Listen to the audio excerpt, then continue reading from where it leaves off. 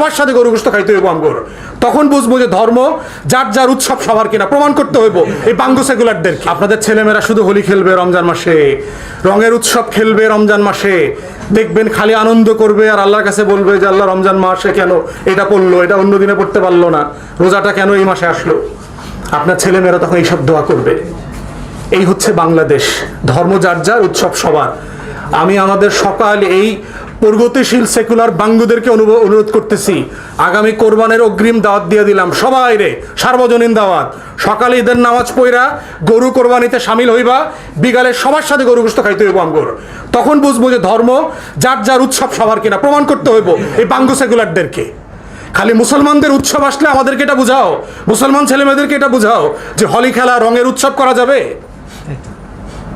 সবাইরে যদি সার্বজনীন হয় সবাইরে বুঝাও, দেখি আসো কিনা। আশুরার রাতে আমাদের সাথে শোক মিছিল করো, আমাদের আশুরার সময় রোজা রাখো, 2 দিন 3 দিন করে রোজা রাখো, আমাদের উৎসবে সামিল হও, শবে বরাতের ইবাদতে সামিল হও।